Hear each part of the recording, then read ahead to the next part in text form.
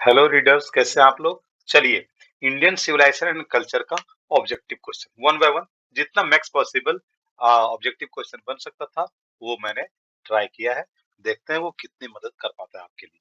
पहला question, Mahatma Gandhi has written the lesson. अब ये देखिए, सबसे पहले आपको पता चल गया है महात्मा गांधी हैज रिटन द, कौन सा चैप्टर किया है। जैसा इसका नाम से ही आपको पता चल रहा है, इसका नाम है इंडियन सिविलाइजेशन एंड कल्चर। दूसरा क्वेश्चन है, pharaohs were the rulers were ancient। ये pharaohs कौन थे? ये रूलर्स थे, मतलब शासक थे। कहाँ के थे? तो ये इजिप्ट के शासक थे। कहाँ के थे? इजिप्ट यानी कि मिस्र। याद रखेंगे, ये क्वेश्चन कभी कभी बोर्ड के एग्जामिनेशन में आता है। Next, dash were rulers of Egypt. अभी मैंने ऊपर चर्चा किया था कि ये जो इजिप्ट के शासक थे उनका नाम था फराओज। क्या नाम था उनका? फराओज। अगला क्वेश्चन है, civilization is the state of development of a. Civilization state of development है, विकास की गति देता है। किसको देता है जी? तो क्या पीपल को देता है, क्या वो एनिमल को देता है, क्या वो बर्ड को देता है, क्या नॉन लिविंग थिंग्स को देता है? तो सिविलाइज सिर्फ और सिर्फ पीपल हो सकते हैं, एनिमल नहीं हो सकते हैं। ठीक है जी। तो इसका सही आंसर क्या है? A, people. Gibbon is associated with, gibbon जो है वो किससे संबंधित है? तो वो इटली से संबंधित है जी। अगला क्वेश्चन देखिए, European civilization will mean dash for India. यानी कि यूरोपियन सिविलाइजेशन जो है, इसका मतलब क्या है? रूइन फॉर इंडिया। रूइन का मतलब होता है बर्बाद होना। अगर वेस्टर्न सिविलाइजेशन या यूरोपियन सिविलाइजेशन हमारे अंदर लागू कर दी जाएगी तो हमारी संस्कृति पूरी तरह से नष्ट हो जाएगी। और ये इंपॉर्टेंट क्वेश्चन भी है क्योंकि 2018 में यह क्वेश्चन आया था, है ना। एनुअल में भी आया था और इंटरमीडिएट आर्ट्स के लिए भी आया था। Simple living and high thinking, है ना। सादा जीवन उच्च विचार। हम लोग अपने घरों में भी इस बात को सुनते हैं कि भाई चाल चलिए सादा, जो निभे बाप दादा। इसी का मतलब है simple living and high thinking. सादा जीवन उच्च विचार, ऐसे भावना इंडियन सिविलाइजेशन में है। हमारी जो भारतीय सभ्यता है उसमें यह विचार रखा गया है। Indian glory is that it is immovable. भारतीय ग्लोरी किस बात की है? कि इट इज इमूवेबल, अभी भी अडिग है, अटल है ना। चाहे जितनी भी समस्याएं रही हो दुनिया के अंदर, लेकिन जितनी भी सारी सिविलाइजेशंस रही हैं वो सब के सब ध्वस्त हो गई बच्चों, लेकिन हमारी जो इंडियन सिविलाइजेशन है वो आज भी मौजूद है ना। तो अगला क्वेश्चन देखिए, dash was a spiritual leader. देखिए, जब मैंने आपको इंट्रो पार्ट कराया था उसमें मैंने आपको बताया था कि महात्मा गांधी जो थे वो पॉलिटिशियन कम और आध्यात्मिक गुरु। स्पिरिचुअल का मतलब क्या होता है? आध्यात्मिक, है ना। पॉलिटिशियन का मतलब होता है राजनीतिज्ञ, ठीक है ना। तो वो आध्यात्मिक लीडर ज्यादा थे और पॉलिटिकल लीडर वो कम थे, ठीक है। माई एक्सपेरिमेंट विद ट्रूथ, उसी वीडियो में मैंने चर्चा भी किया था आपसे कि माई एक्सपेरिमेंट विद ट्रूथ जो है यह गांधी जी के द्वारा लिखा गया, ये इनकी आत्मकथा है ना। ऑटोबायोग्राफी है। बायोग्राफी और ऑटोबायोग्राफी में क्या अंतर है? जब अपनी कहानी आप खुद से लिखें तो वो ऑटोबायोग्राफी हुई, लेकिन आपकी कहानी जब भी कोई और व्यक्ति लिखता है तो बायोग्राफी कहलाएगी। Our mind, the mind is a restless bird. हमारा जो दिमाग है वो क्या है? एक बेचैन चिड़िया की तरह काम करता है, जिसमें उसे जितना मिलता है वो और उतनी पाने की चाहत रखता है। सो कहा गया है रेस्टलेस बर्ड। रेस्टलेस का मतलब होता है बेचैन रहना, बेचैन, है ना। इस शब्द को देखिए, बेचैन।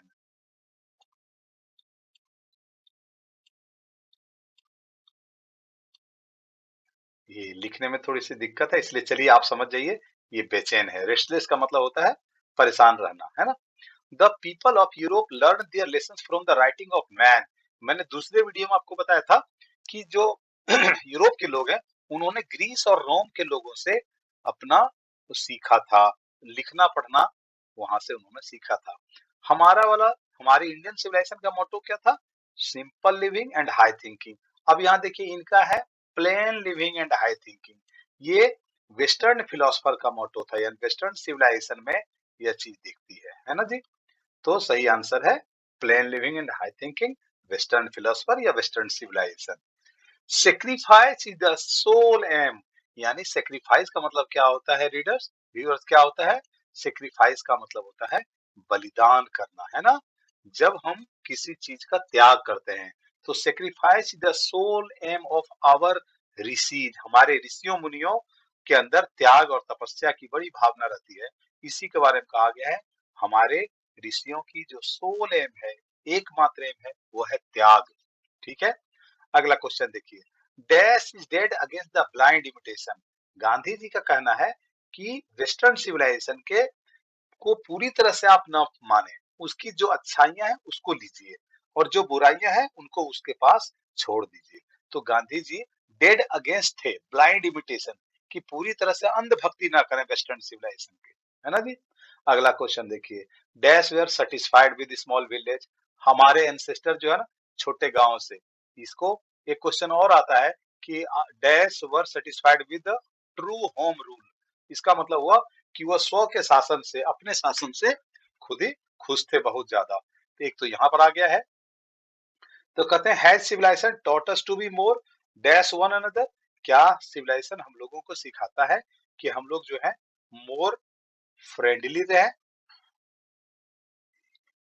यहाँ पे आंसर हो जाएगा फ्रेंडली, है ना जी।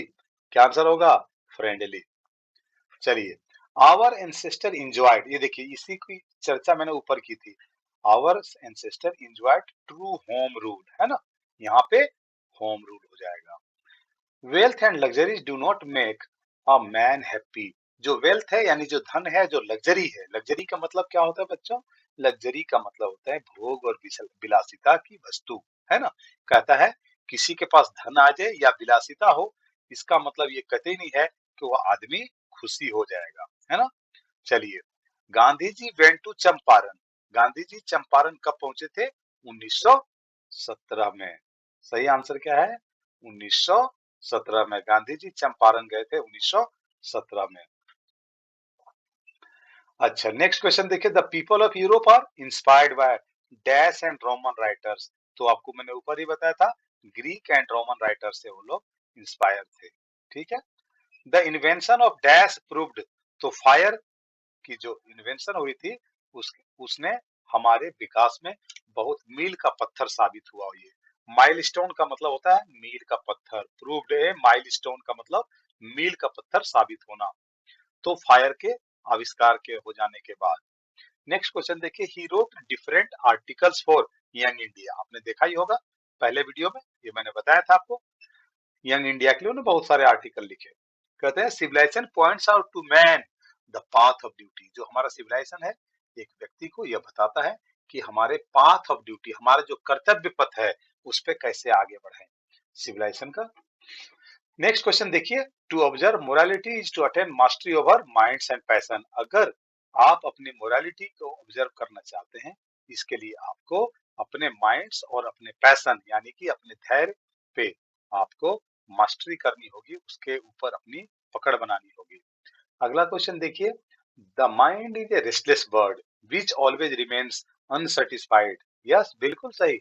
हमारा मन जो होता है बहुत ही चंचल होता है और हमेशा अनसेटिस्फाइड रहता है ना। तो अनसेटिस्फाइड सही आंसर होगा इसका। Happiness is largely a mental condition. Happiness का मतलब खुशी होता है। खुशी का मतलब, खुशी जो होता है ना, वो किसी चीज से खरीदी नहीं जा सकती है। का मतलब हुआ कि हैप्पीनेस लार्जली अ मेंटल कंडीशन।